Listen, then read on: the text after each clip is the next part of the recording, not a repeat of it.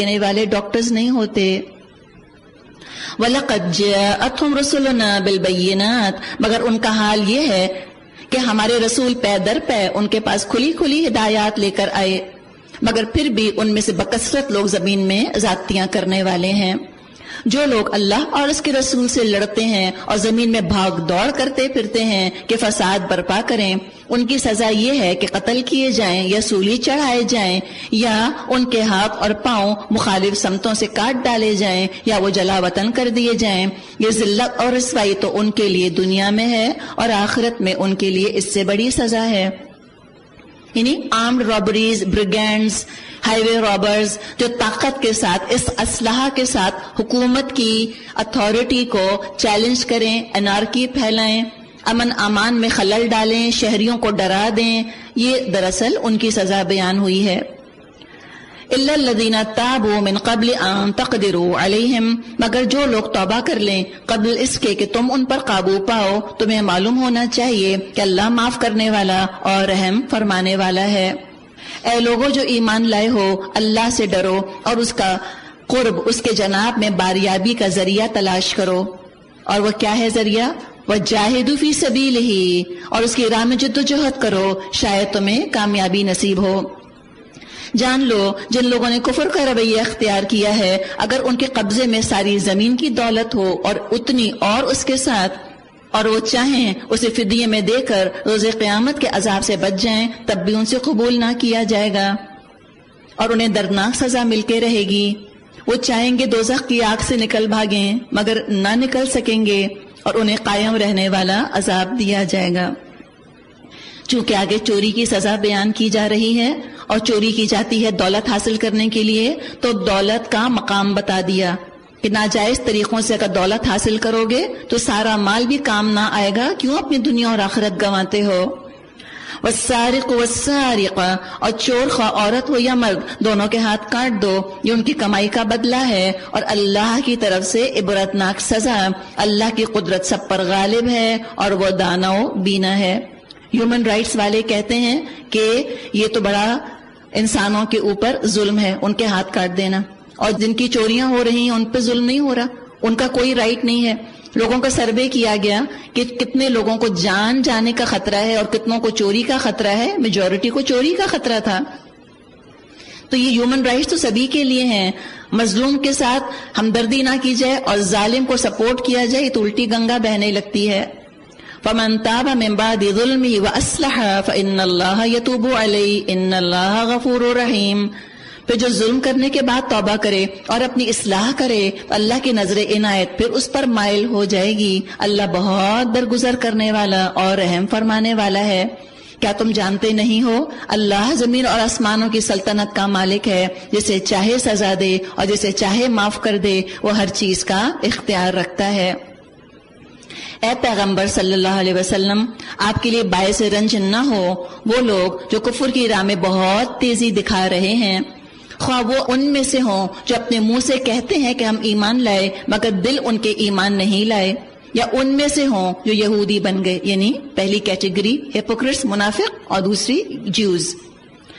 سماعون للکذب، ان کا حال یہ ہے جھوٹ کے لیے کان لگاتے ہیں اور دوسرے لوگوں کی خاطر جو تمہارے پاس کبھی نہیں آئے سنگن لیتے پھرتے ہیں.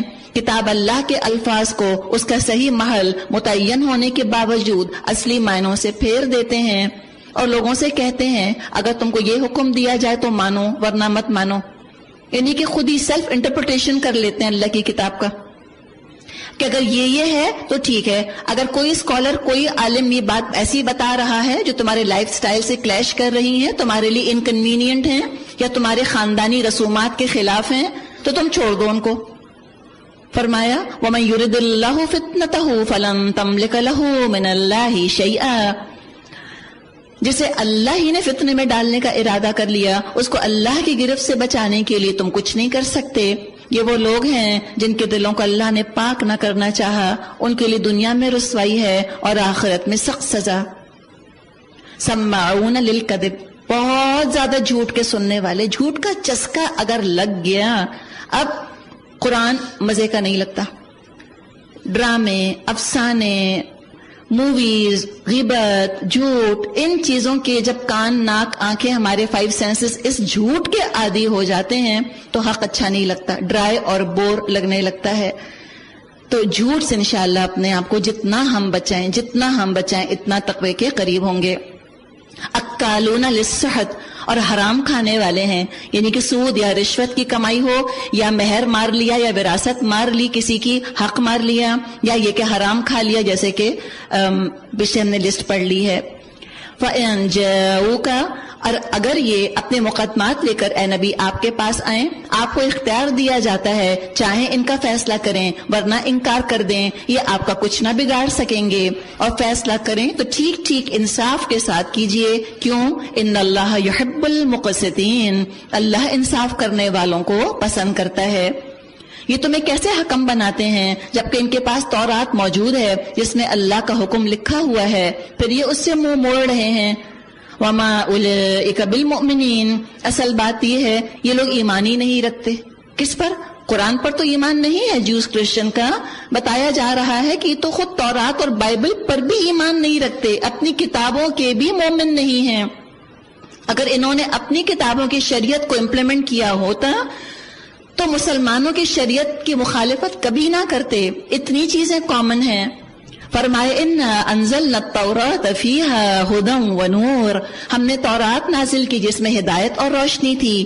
سارے نبی جو مسلم تھے اسی کے مطابق ان یہودی بن جانے والوں کے معاملات کا فیصلہ کرتے تھے، اور اسی طرح ربانی اور احبار بھی اسی پر فیصلے کا دار و مدار رکھتے تھے، کیونکہ انہیں کتاب اللہ کی حفاظت کا ذمہ دار بنایا گیا تھا اور وہ اس پر گواہ تھے. بس اے گروہ یہود، تم لوگوں سے مت ڈرو بلکہ مجھ سے ڈرو، اور میری آیات کو ذرا ذرا سا معاوضہ لے کر بیچنا چھوڑ دو. جو لوگ اللہ کے نازل کردہ قانون کے مطابق فیصلہ نہ کریں وہی کافر ہیں. تورات میں ہم نے یہودیوں پر یہ حکم لکھ دیا تھا کہ جان کے بدلے جان، آنکھ کے بدلے آنکھ، ناک کے بدلے ناک، کان کے بدلے کان، دانت کے بدلے دانت، اور تمام زخموں کے لیے برابر کا بدلہ. پھر جو قصاص کا صدقہ کر دے تو وہ اس کے لیے کفارہ ہے. جو لوگ اللہ کے نازل کردہ قانون کے مطابق فیصلہ نہ کریں وہی ظالم ہیں. پھر ہم نے ان پیغمبروں کے بعد مریم کے بیٹے عیسیٰ کو بھیجا. تورات میں سے جو کچھ اس کے سامنے موجود تھا وہ اس کی تصدیق کرنے والا تھا.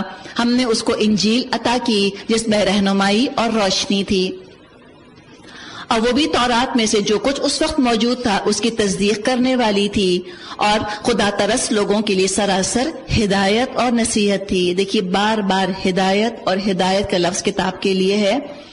ہم ہدایت کے لیے انشاءاللہ اس کتاب کو پڑھیں تو ہمیں ثواب بھی ملے گا، برکت بھی. وَلْيَحْكُمْ أَهْلُ الْإِنْجِيلِ بِمَا أَنزَلَ اللَّهُ فِيهِ، ہمارا حکم تھا اہل انجیل اس قانون کے مطابق فیصلے کریں جو اللہ نے اس میں نازل کیا ہے، اور جو لوگ اللہ کے نازل کردہ قانون کے مطابق فیصلہ نہ کریں وہی فاسق ہیں. اب اے محمد صلی اللہ علیہ وسلم، ہم نے آپ کی طرف یہ کتاب بھیجی ہے جو حق لے کر آئی ہے، اور الکتاب میں سے جو کچھ اس کے آگے ہے اس کی تصدیق کرنے والی اور اس کی محافظ اور نگہبان ہے. مہیمن لفظ استعمال ہوا، یعنی ان کی جو باتیں تعلیمات درست ہیں ان کو اوتھینٹیکیٹ کر رہی ہے، ویریفائی کر رہی ہے، پلس جو تورات اور انجیل کی تعلیمات جو کہ نافذ ہونی ہیں، امپلیمنٹ ہونی ہیں، ویلڈ ہیں اور صحیح ہیں، اوتھینٹک ہیں، ان سب کو قرآن نے سمیٹ لیا، جمع کر لیا ہے اپنے اندر. کتنی قیمتی کتاب ہے. جو اللہ سے محبت رکھتا ہے قرآن سے بے نیاز نہیں رہ سکتا، چاہے کسی بھی مذہب والے خاندان میں پیدا ہو چکا ہو. کیا کرو؟ فَحْكُمْ بَيْنَهُمْ بِمَا أَنزَلَ اللَّهُ، لہٰذا تم اللہ کے نازل کردہ قانون کے مطابق لوگوں کے معاملات کا فیصلہ کرو، اور جو حق تمہارے پاس آیا ہے اس سے منہ موڑ کر ان کی خواہشات کی پیروی مت کرو. ہم نے تم میں سے ہر ایک کے لیے ایک شریعت اور ایک راہ عمل مقرر کی. اگرچہ تمہارا رب چاہتا، تمہارا اللہ چاہتا تو تم سب کو ایک امت بنا سکتا تھا، لیکن اس نے یہ اس لیے کیا کہ جو کچھ اس نے تم لوگوں کو دیا ہے اس میں تمہاری آزمائش کرے. تو کیا کرو تم؟ فاستبقوا الخیرات، لہذا بھلائیوں میں ایک دوسرے سے سبقت لے جانے کی کوشش کرو. آخر کا تم سب کو خدا کی طرف پلٹ کر جانا ہے، پھر وہ تمہیں اصل حقیقت بتا دے گا جس میں تم اختلاف کرتے رہے. بس اے محمد صلی اللہ علیہ وسلم تم اللہ کے نازل کردہ قانون کے مطابق ان لوگوں کے معاملات کا فیصلہ کرو اور ان کی خواہشات کی پیروی مت کرو. ہوشیار رہو یہ لوگ تم کو فتنے میں ڈال کر اس ہدایت سے ذرہ برابر منحرف نہ کرنے پائیں جو اللہ نے تمہاری طرف نازل کی ہے. پھر اگر یہ منہ موڑیں تو جان لو اللہ ان کے بعض گناہوں کی پاداش میں ان کو مبتلا مصیبت کرنے کا ارادہ تو اللہ نے کر ہی لیا ہے، اور یہ حقیقت ہے ان میں سے اکثر فاسق ہیں. افحکم الجاہلیت یبغون، کیا یہ جاہلیت کے فیصلے چاہتے ہیں؟ کیا یہ پری اسلامک ایرا میں لوٹنا چاہتے ہیں؟ کیا یہ ان اسلامک مائنڈ سیٹ رکھتے ہیں؟ کیا یہ اینٹی اسلامک چیزوں کو پسند کرتے ہیں؟ یہ ہم سب پوچھیں ایک دوسرے سے. افحکم الجاہلیت یبغون، یہ ماڈرنٹی نہیں ہے. اسلام سے جو باہر ہے وہ جاہل کہا گیا، اس کو اگنورنٹ کہا گیا. وَمَنْ أَحْسَنُ مِنَ اللَّهِ حُكْمًا لِقَوْمٍ يُوقِنُونَ، حالانکہ جو لوگ اللہ پر یقین رکھتے ہیں ان کے نزدیک اللہ سے بہتر فیصلہ کرنے والا کوئی نہیں. اے لوگوں جو ایمان لائے ہو، یہودیوں اور عیسائیوں کو اپنا رفیق مت بناؤ، یہ آپس میں ایک دوسرے کے رفیق ہیں، اور اگر تم میں سے کوئی ان کو رفیق بناتا ہے اس کا شمار بھی انہی میں سے ہوگا. یقیناً اللہ ظالموں کو اپنی رہنمائی سے محروم کر دیتا ہے. تم دیکھتے ہو جن لوگوں کے دلوں میں نفاق کی بیماری ہے وہ انہی میں دوڑ دھوپ کرتے ہیں، کہتے ہیں ہمیں ڈر لگتا ہے کہیں ہم مصیبت کے چکر میں نہ پھنس جائیں. مگر بعید نہیں اللہ تم کو فیصلہ کن فتح بخشے یا اپنی طرف سے کوئی اور بات ظاہر کرے تو یہ لوگ اپنے اس نفاق پر جس کو یہ دلوں میں چھپائے ہوئے ہیں اس پر یہ نادم ہوں گے. اور اس وقت اہل ایمان کہیں گے کیا یہ وہی لوگ نہیں ہیں جو اللہ کے نام سے کڑی کڑی قسمیں کھا کر یقین دلایا کرتے تھے ہم تمہارے ساتھ ہیں؟ ان کے سب اعمال ضائع ہو گئے اور آخرکار یہ ناکام اور نامراد ہو کر رہے. پتہ چلا کہ نفاق کی ایک وجہ غیر مسلموں سے مروب اور متاثر اور امپریس ہونا ہے اور ان جیسا بننے کی کوشش کرنا کہ ہوں تو مسلمان لگوں نہ کہ مسلمان ہوں. یہ ایٹیٹیوڈ دراصل نفاق پیدا کرنے کا سبب بنتا ہے. یا ایھا الذین آمنو، اے لوگوں جو ایمان لائے ہو اگر تم میں سے کوئی اپنے دین سے پھرتا ہے تو پھر جائے. اللہ اور بہت سے لوگ پیدا کر دے گا. کیا خوبیاں ہوں گی جو اللہ کو محبوب ہوں گے، اللہ کی مدد شامل ہوگی اور اللہ ان کو محبوب ہوگا. شدید پیار کرنے والے اللہ سے، سب نچھاور کرنے والے اللہ کے لیے، اللہ کے دین کا درد رکھنے والے اللہ ان کو محبوب ہوگا. جو مومنوں پر نرم ہوں گے، مومنوں کی غلطیوں پر پردہ ڈال دیں گے، مسلمان ملکوں کی برائیاں نہیں کریں گے، مومنوں پر نرم اور کفار پر سخت ہوں گے. سخت سے مراد بدتمیز بدمزاج حق مارنے والے ظالم نہیں، سخت سے مراد کے کافروں سے امپریس نہیں ہوں گے، جو اللہ کی راہ میں جد و جہد کریں گے اور کسی ملامت کرنے والی کی ملامت سے نہ ڈریں گے. نہ ایموشنل بلیک میل، نہ محبتیں ان کا دامن پکڑ سکیں گی اور نہ دشمنوں کی دشمنی ان کی راہ کی رکاوٹ بنے گی اور نہ دوستوں کی طرف سے ملامت آمیز بلیم گیم کا کھیلا جانا، ملامت آمیز نظروں سے دیکھا جانا. تم نے ہماری خوشی خراب کر دی. سنت کی کیا ایسی ضرورت تھی اس موقع کے اوپر؟ آخر یہ ملامتیں یہ ان کے راستے کا بیریئر نہیں بنتی. اور کس کو یہ نعمتیں ملتی ہیں، یہ خوبیاں جن کا ذکر کیا گیا؟ ذالک فضل اللہ، یہ تو اللہ کا فضل ہے. کس کو ملتا ہے؟ یؤتیہ من یشاء، جس کو اللہ چاہتا ہے دیتا ہے. تم چاہنے والے بنو، اللہ تم کو دے گا. واللہ واسع علیم، اللہ وسیع ذرائع کا مالک ہے اور سب جانتا ہے. تمہارے رفیق تو حقیقت میں صرف اللہ اور اللہ کا رسول اور وہ اہل ایمان ہیں جو نماز قائم کرتے ہیں، زکوٰۃ دیتے ہیں اور اللہ کے آگے جھکنے والے ہیں. اور جو اللہ اور اس کے رسول اور اہل ایمان کو اپنا رفیق بنا لے. اپنی کمپنی دیکھیے، آپ کی فرینڈز کتنی آبزرونگ مسلمز ہیں، آپ کی فرینڈز کتنی پریکٹسنگ مسلمز ہیں. اللہ ہم کو ایسی صحبت میں رکھے. کتنی زبردست بات فرمائی ہے، فَإِنَّ حِزْبَ اللَّهِ هُمُ الْغَالِبُونَ، تو اللہ کی جماعت ہی غالب رہنے والی ہے. یہی کامیاب سکسیسفل لوگ ہیں. دس از دا سکسیسفل گروپ. اے لوگوں جو ایمان لائے ہو، تمہارے پیش رو اہل کتاب میں سے جن لوگوں نے تمہارے دین کو مذاق اور تفریح کا سامان بنا لیا، انہیں اور دوسرے کافروں کو اپنا دوست اور رفیق مت بناؤ. واتقوا اللہ، اللہ کا تقوی اختیار کرو اگر تم مومن ہو. جب تم نماز کے لیے منادی کرتے ہو وہ اس کا مذاق اڑاتے اور اس سے کھیلتے ہیں. اس کی وجہ یہ ہے کہ وہ عقل نہیں رکھتے. ان سے کہو اے اہل کتاب تم کس بات پر ہم سے بگڑے ہو؟ جس بات پہ تم بگڑے ہو اس کے سوا اور کیا ہے کہ ہم اللہ پر اور دین کی اس تعلیم پر ایمان لے آئے جو ہماری طرف نازل ہوئی اور ہم سے پہلے بھی نازل ہوئی تھی، اور تم میں سے اکثر لوگ فاسق ہیں۔ کون سا اتنا فرق ہے؟ یہودیوں کے ہاں بھی حجاب کی پابندی ہے، ان کے ہاں بھی کوشر ہے، حلال ہے، سود ان کے ہاں بھی حرام ہے، جو ہمارے ہاں بھی ہے۔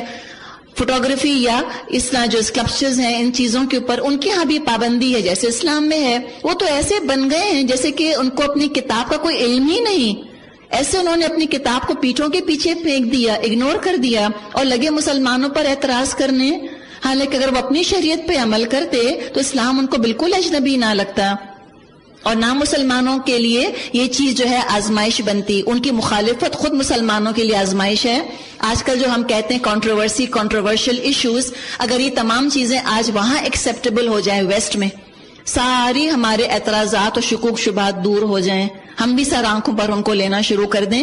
آج ہم کیوں کہتے ہیں قرآن کی محکم تعلیمات کو کہ کنٹروورشل ہیں؟ اس لیے کہ آج ان لوگوں کی نظروں میں یہ تعلیمات قابل قبول نہیں ہیں، آج ان کی نظروں میں یہ تعلیمات فنی ہیں کہ جو آج دنیا کی باغ دوڑ سنبھالے ہوئے ہیں۔ تو یہ ہماری ایک سلیو مینٹالٹی ہے نا جس نے ہمیں شرمندہ کیا ہے، اللہ ہمیں اس سے نکالے۔ پھر کہو قل هل انبئکم بالشر من ذلک مثوبۃ عند اللہ، پھر کہو کیا میں ان لوگوں کی نشاندہی کر دوں جن کا انجام اللہ کے ہاں فاسقوں کے انجام سے بھی بدتر ہے؟ وہ جن پر اللہ نے لعنت کی، جن پر اس کا غضب ٹوٹا، جن میں سے بندر اور سور بنائے گئے، جنہوں نے طاغوت کی بندگی کی، ان کا درجہ تو اور بھی برا ہے، اور وہ سوا اس سبیل سے بہت زیادہ بھٹکے ہوئے ہیں۔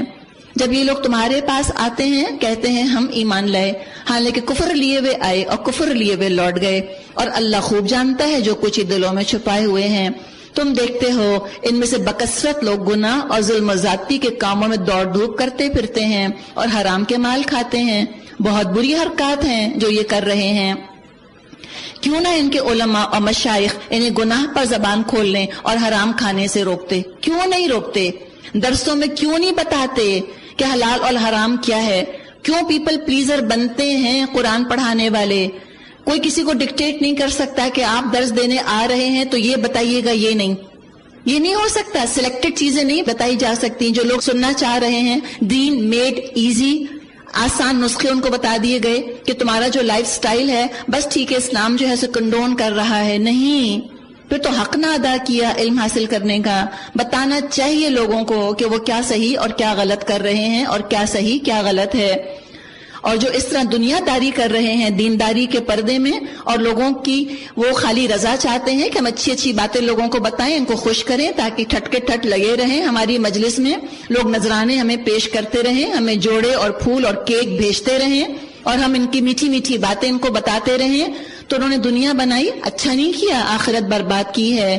لبئس ما کانوا یصنعون، بہت برا کارنامہ زندگی ہے جو وہ تیار کر رہے ہیں۔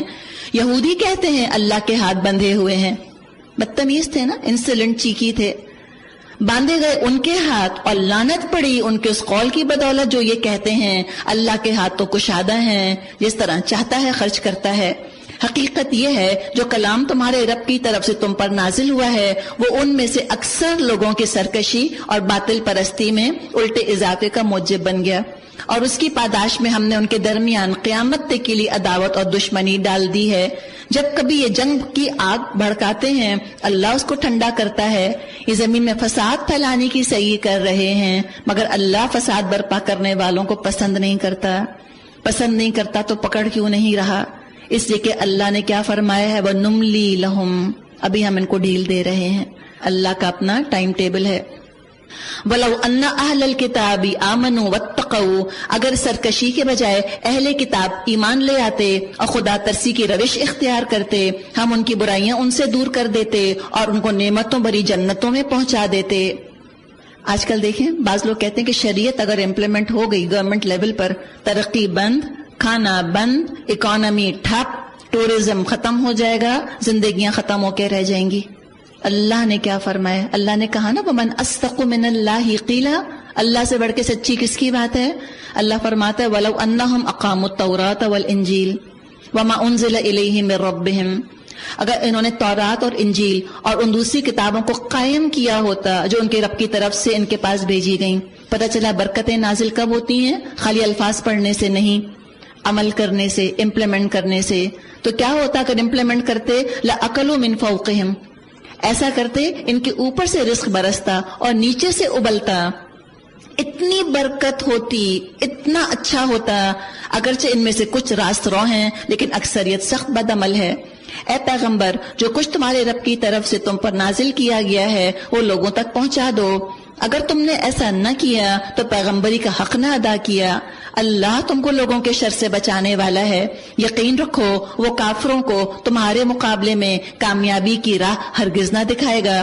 صاف کہہ دو اے اہل کتاب، تم ہرگز کسی اصل پر نہیں ہو جب تک تورات اور انجیل اور ان دوسری کتابوں کو قائم نہ کرو جو تمہارے رب کی طرف سے نازل کی گئی ہیں. آج یہی بات ہمارے لیے. اے اہل قرآن، تمہاری کوئی حیثیت نہیں ہے اللہ کی نظر میں تم جب تک اس قرآن کی تعلیمات کو امپلیمنٹ نہ کرو، اپنی زندگی میں اور باقی لوگوں تک پہنچاؤ. یقیناً کفر کیا ان لوگوں نے جنہوں نے کہا اللہ تین میں کا ایک ہے، حالانکہ ایک خدا کے سوا کوئی خدا نہیں. اگر یہ لوگ اپنی ان باتوں سے باز نہ آئے تو ان میں سے جس نے کفر کیا ہے اس کو دردناک سزا دی جائے گی. افلا یتوبون الی اللہ، تو کیا یہ توبہ نہ کریں گے؟ ہم کہیں کہ اللہ میں توبہ کرتی ہوں، اللہ میں پلٹتی ہوں تیری طرف. کیا یہ معافی نہ مانگیں گے؟ اللہ ہم معافی مانگتے ہیں. واللہ غفور رحیم، اللہ بہت درگزر فرمانے والا اور رحم فرمانے والا ہے. مسیح ابن مریم اس کے سوا کچھ نہیں کہ بس ایک اللہ کا رسول تھا. اس سے پہلے اور بھی بہت سے رسول گزر چکے تھے. اس کی ماں ایک راست باز عورت تھی، امہ صدیقہ، ماں سچی تھی. ہم ماؤں کو چاہیے ہم سچی ہو جائیں، ہم جھوٹ نہ بولیں بچوں کے آگے. وَكَانَ يَأْكُلَانِ الطَّعَامَ، اور وہ دونوں کھانا کھاتے تھے. دیکھو ہم کس طرح ان کے سامنے حقیقت کی نشانیاں واضح کرتے ہیں، پھر دیکھو یہ کدھر الٹے پھرے جا رہے ہیں. ان سے کہو کیا تم اللہ کو چھوڑ کر اس کی پرستش کرتے ہو جو نہ تمہارے لیے نقصان کا اختیار رکھتا ہے نہ نفع کا، حالانکہ سب کی سننے اور سب کچھ جاننے والا تو اللہ ہے. کہو اے اہل کتاب، اپنے دین میں ناحق غلو مت کرو، ان لوگوں کے تخیلات کی پیروی مت کرو جو تم سے پہلے خود گمراہ ہوئے اور بہتوں کو گمراہ کیا اور سوا السبیل سے بھٹک گئے.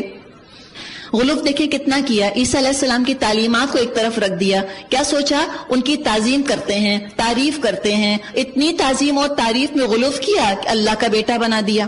اس کے بعد کیا سوچا؟ تعظیم کے طریقے خود ہی نکال لیے. کہا چلو ان کی برتھ ڈے منائیں گے. اب ان کی دیکھا دیکھی ہم مسلمانوں نے بھی یہی سارے طریقے اختیار کر لیے. تو ہمیں بھی سوچنے کی ضرورت ہے. لعن الذين كفروا من بني إسرائيل على لسان داود وعيسى ابن مريم ذلك بما عصوا وكانوا يعتدون.